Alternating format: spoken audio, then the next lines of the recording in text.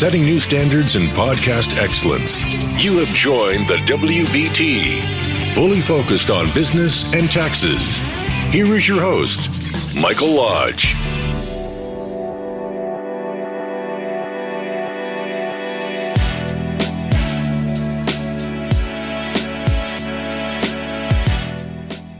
And good morning, this is Mike Lodge from the WBT. It's a beautiful day here in West Palm Beach. Listen, I need to talk to you about something. For one thing, I want you to go out and have a really great 4th of July because this is a great holiday. To me, the 4th of July and Thanksgiving are the very best holidays ever because it all involves food. But listen, it is our 4th of July and it's our Independence Day, and it's a day that we remember because we really did have a big battle. We fought the British and we won our independence. Remember the term taxation without representation? That's what we had. And that's kind of what we have now. We kind of have taxation without representation. You hate to see it happening, but it's happening. Every single day it seems to get worse. We have more and more politicians that I think they should support a group or a plan or philosophy or a theory, but they fail to forget that they represent the American people and they should be listening to what we want them to do. Not what they want to do or what their party wants them to do, but what the American people want them to do. So that's our Independence Day, and I'm looking forward to it. Listen, here in Palm Beach, they've kind of become a police state. By the way, this is not what my podcast is about today. I'll get to what my podcast will be in just a few seconds here. But West Palm Beach has decreed an order, and if you walk down the streets and look at the windows of businesses, you will see this County of Palm Beach poster plastered on the window that says, "You cannot enter this premises unless you have a mask." You have to wear a mask, otherwise you're going to get fined. The other thing that they did is that they said, okay, on 4th of July we're going to have a curfew. And we're going to close our beaches.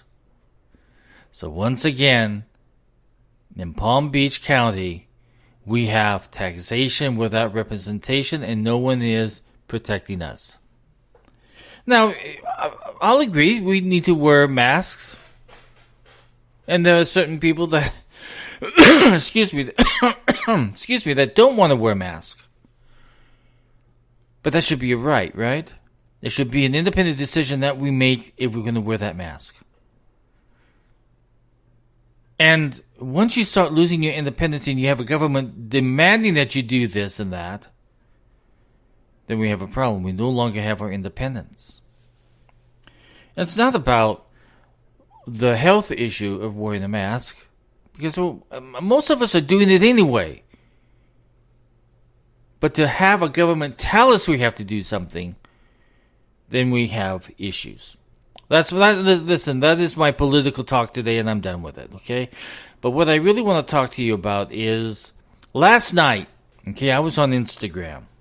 And I got this invite from an individual who claimed that he was the chief financial officer of Deutsche Bank.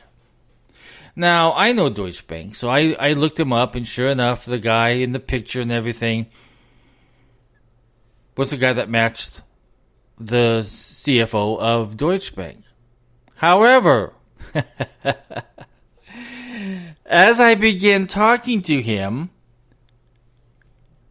it was very clear he was not even anywhere close to Deutsche Bank. So I'm going to read you just a little bit. This is how he approached me last night, okay? This is how the conversation went. "Hello, how are you doing? I have been searching for someone with this name, Lodge." That's my last name, is Lodge.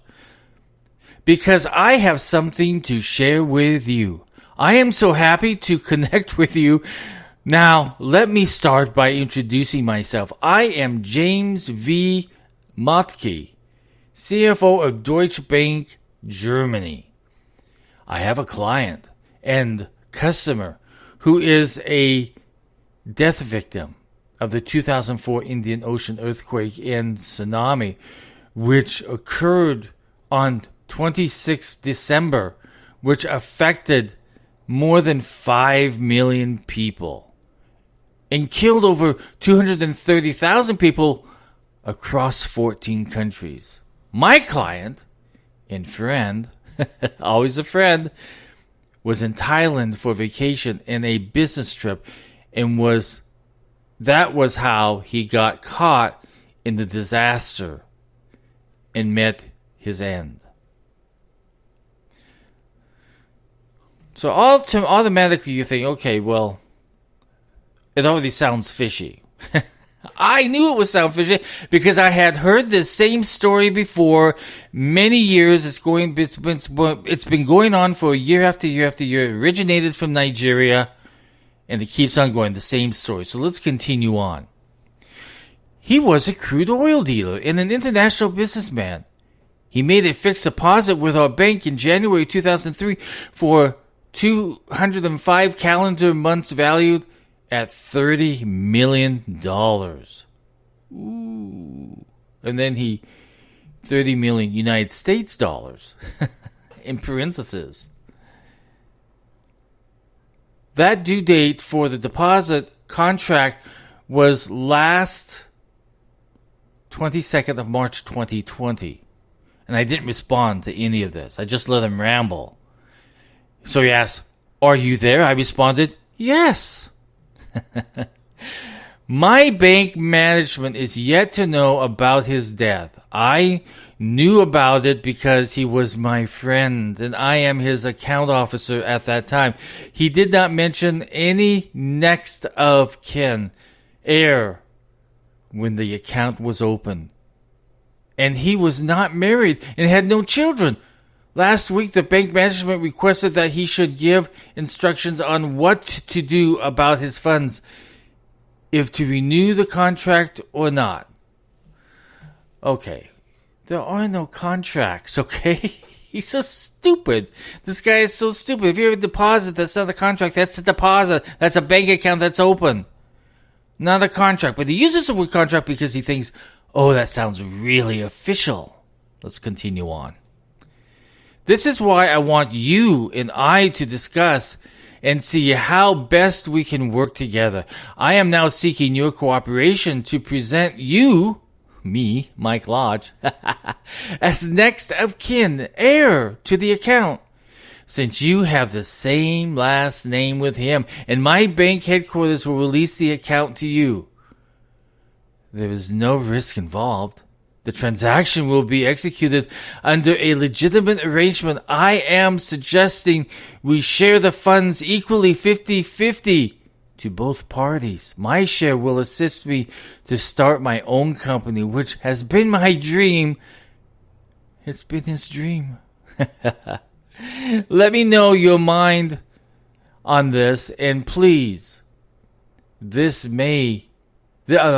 has to be between you and me, so it's got to be very secretive. So I responded, this is my response. How is Nigeria today? He responds, question mark, question mark, question mark. I can't get you. Yours sincerely, yes, sincerely, James von Moltke, Chief Financial Officer, Deutsche Bank, Germany. Read carefully and let me know if you are interested in this claim.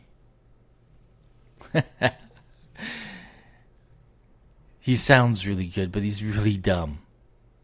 Because, one, he's suggesting a fraud. He's suggesting a fraud against his own friend, his own friend's family, or whoever is in his beneficiary of his will. But he's willing to share it with me for 50-50. So I responded to him.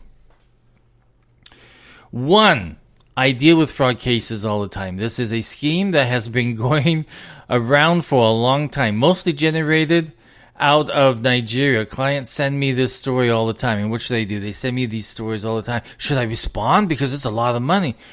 And I always say no, because what happens is that these schemes also has to do with you sending them money so that they can transfer this amount or create this kind of document. And the one that ends up making money is the one that's requesting you to help them financially. By the way, this is what I told him. By the way, a CFO of Deutsche Bank would not be involved in accounts. So you are conducting wire fraud at this very moment. He responds like this. LOL. This is so legit. It's not a scam. I said, good, then you don't mind me talking to the management of the bank who I know. He goes, yeah, you are free. I said, good, because your offer is fraud and theft from the bank client's account. Contact me on my email for more information about the claim. Now, I never gave you his email, idiot. The claim is dead already. The client is dead already. And I responded, no, this is being copied and sent to bank security. But keep talking. The more evidence, the better. It says, the bank took for themselves, bad typing there for himself. The bank will took the for themselves without giving me anything. That is why I'm looking for you to do this together. No risk. No, it's just a risk of fraud. And I responded, that is not what happens, but keep talking. Let me know if you're not interested in this claim, so I can look for someone else with the same name. I said, keep talking. I love the evidence you're giving me. He goes, I'm stopping here if you are not interested. And I responded, fraud is an evil game to play. This game was devised 30 years ago in Nigeria, then moved to London. Still operated by Nigerians in London. Not very smart ones, which seems to be your case. I have enough evidence. I have your IP address, and I know exactly where you are. Thanks for being so dumb to stay on the line to trace you. And no response after that. So what he did is he deleted his account. Listen, you guys, I know that a lot of you have gotten this very same type of email from these guys who are out of Nigeria. A lot of the Nigerians have moved to London. They're operating out of London. This guy happened to be out of London. And these individuals are idiots. I mean, they're really idiots because they prey upon people where they toss out a $30 million, $100 million bounty, and people think, oh, let's go for it. It's not going to cost us anything. Well, it does end up costing you a lot of money because a lot of money has to be spent to them because they want to have, well, you know what, I really need an email. I'm not an email. I need a fax because I need to send faxes. Can you buy me a fax? Here, send it to, and they'll give a store where they can buy it from, and then they go and cash out the card. So it is one of these things that you have to be very careful of, okay? Remember, anything that's too good to be true is a fraud. At some point in time, you're going to find out that it is a big-time fraud. There are individuals on this big world of internet that are making all kinds of promises. They're saying that they can give you all kinds of different returns, that you're going to be making money hand over fist, and that they have all this money that they can give to you, and all they have to do is split it with you. And then there's also the other side where a person is suffering from a disease and they really need money, and so people start sending them money and find out that not even sick. These are real frauds. And these are individuals who prey upon people who are thirsty for something good to come their way. Nothing good comes from a big, old, open-ended promise where it even sounds illegal to begin with because they're trying to get money from their friend's account, like what I just represented to you now. So I want you to be very careful about what you do and how you read emails and how you respond to anything.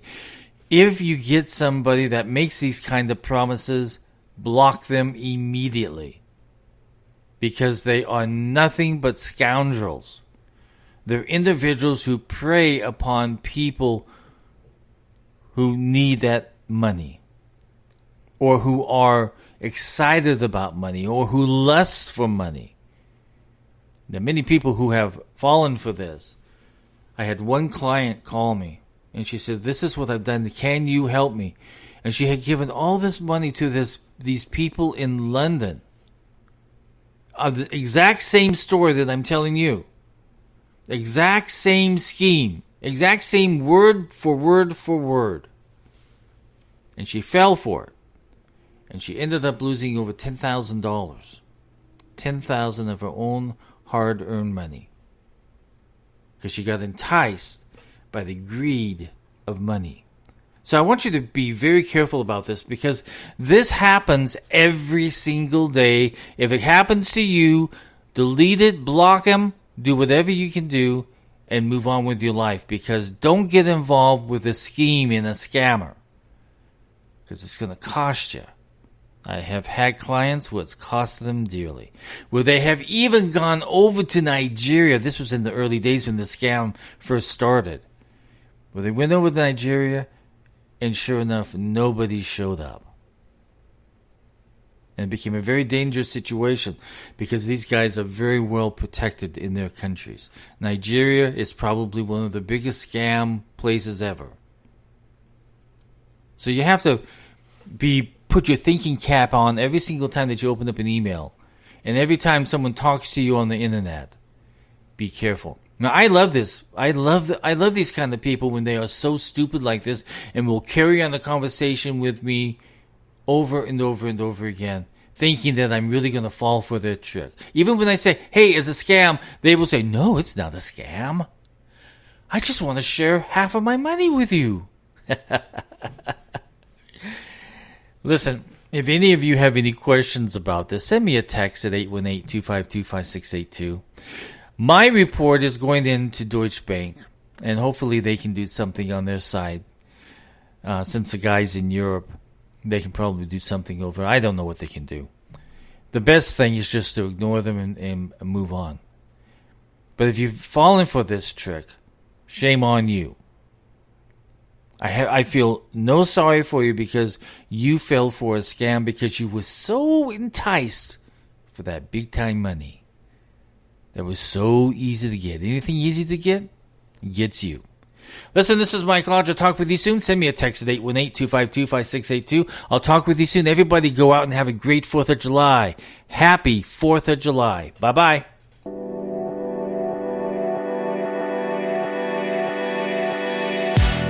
Thank you for listening to the WBT with Michael Lodge. Join us again tomorrow as we explore more about business and taxes. Follow us on iHeartRadio and go to our podcast website at www.wbtpod.com and listen to all of our podcasts and read our blogs. This podcast was produced by Michael Lodge, fully focused on content.